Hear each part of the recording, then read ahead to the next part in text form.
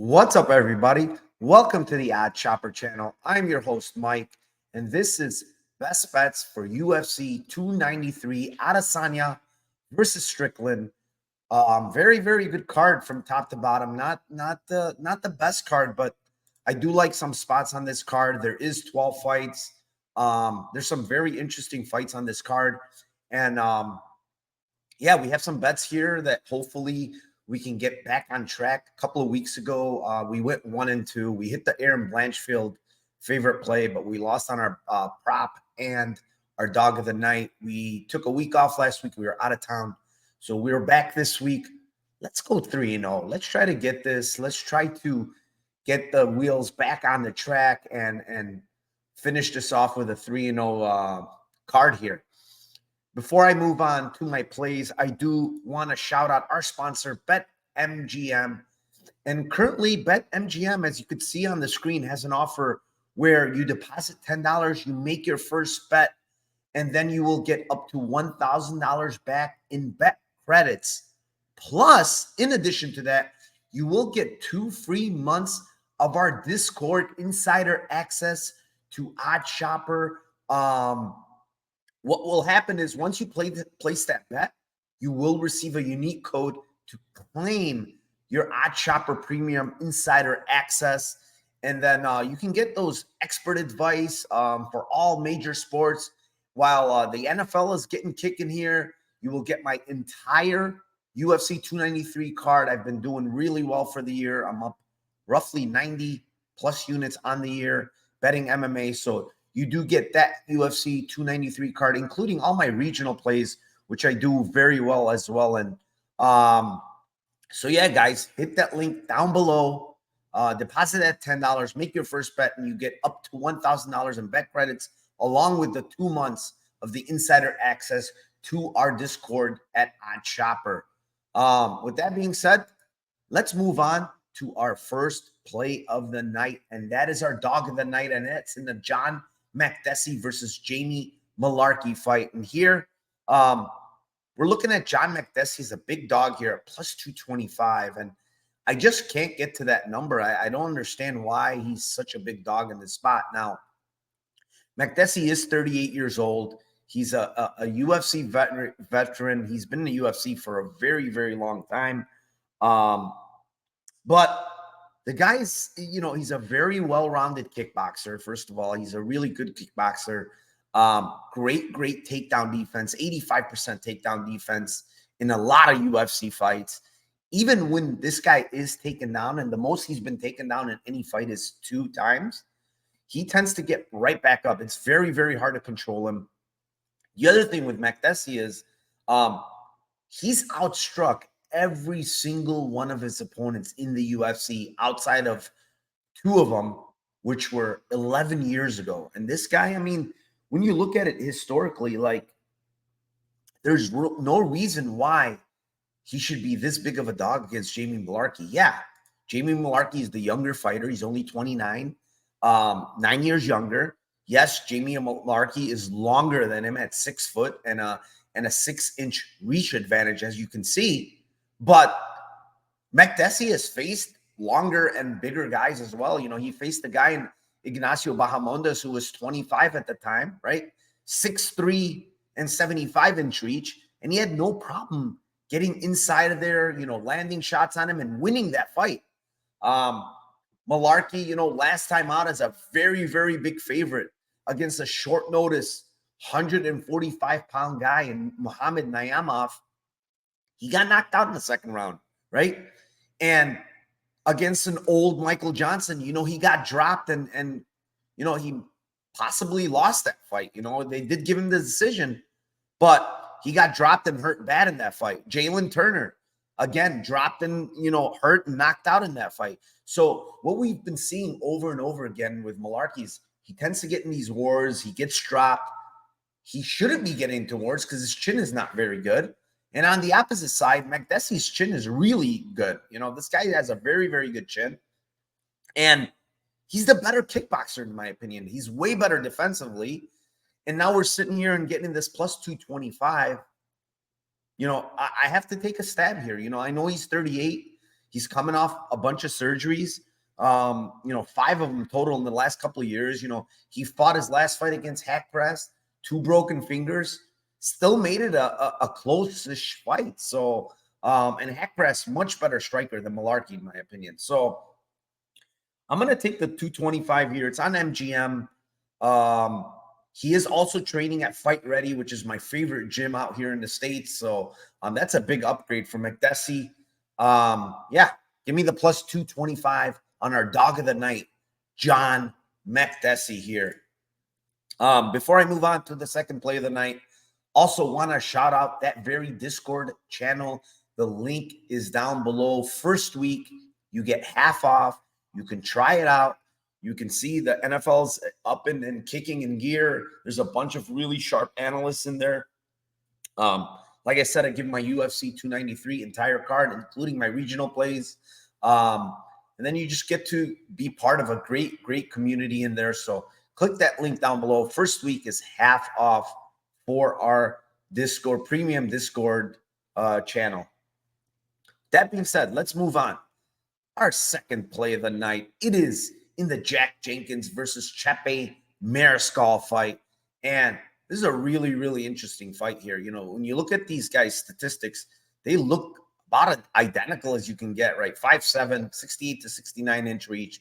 They're both 30 years old. They both have around the same experience, but Chepe Mariscal has fought the who's who in the regional scene. I mean, this guy has fought a bunch of really, really good fighters in the regionals. It's quite crazy that he's fought, guys like, Steve Garcia, Joe Anderson Brito, Yusuf Zalal, Pat Sabatini, Bryce Mitchell, Gregor Gillespie, all of these guys that are UFC level guys, he's fought in the regionals. And, he's done decently well against some of them. He beat Pat Sabatini.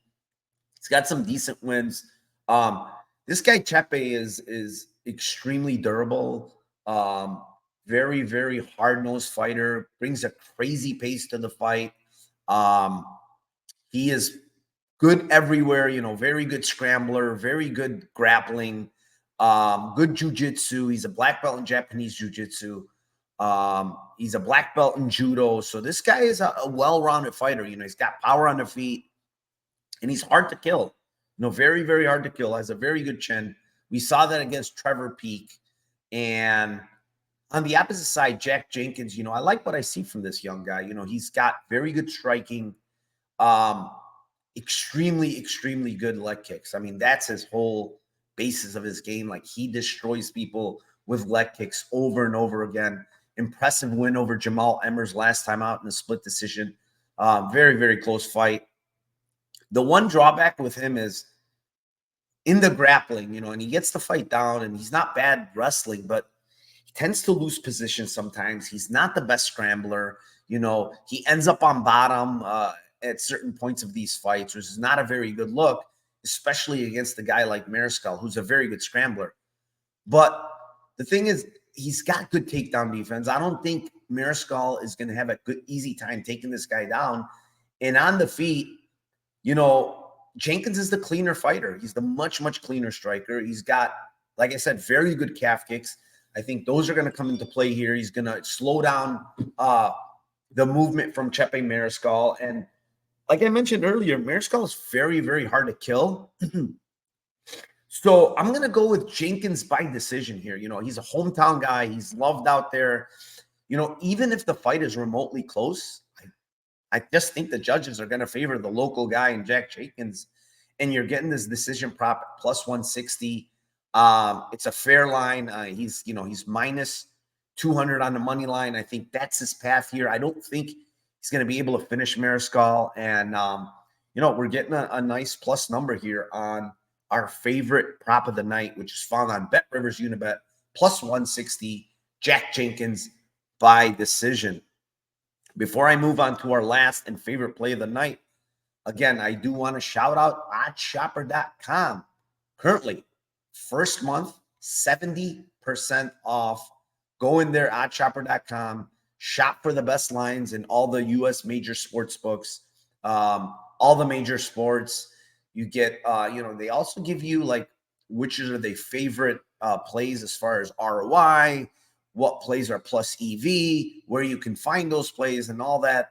Just a great site. There's a lot of stuff in that site. So check it out. Link down below. First month, 70% off, oddshopper.com. Moving on to our last play of the night. It's our favorite play of the night, and it's in the Anton Turkalj versus Tyson Pedro matchup here. And when you look at the under 2.5 on DraftKings, minus 185, off market, when you look at the entire market on all the major sports books, this thing is sitting at minus 210, minus 225, minus 215.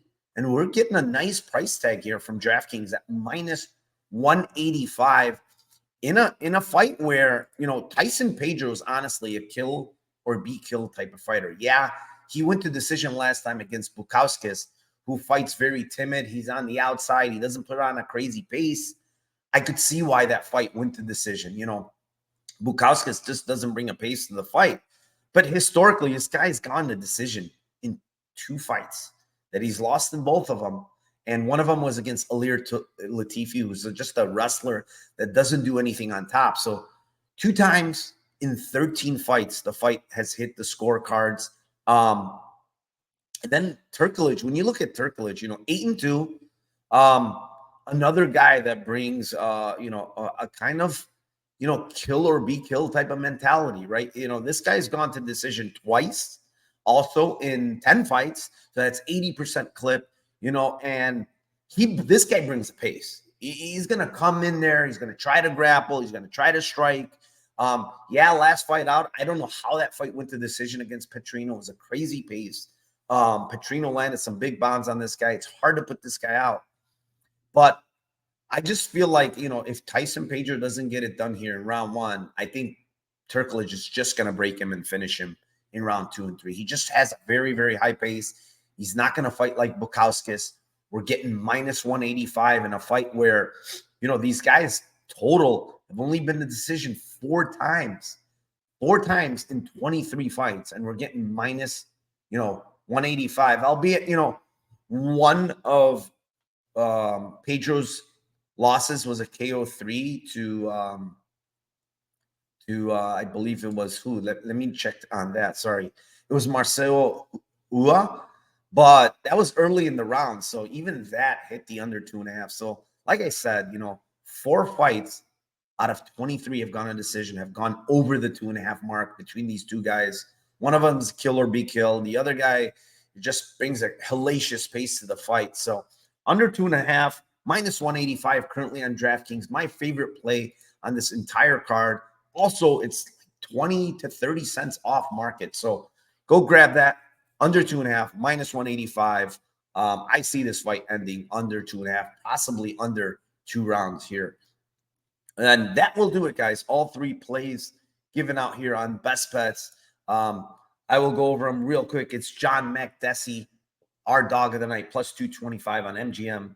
Favorite prop is Jenkins by decision at plus 160 on Bet Rivers. And our favorite play is the Turkalj Pedro under 2.5, minus 185, currently on DraftKings. Again, shout out to our sponsor, BetMGM. Deposit 10.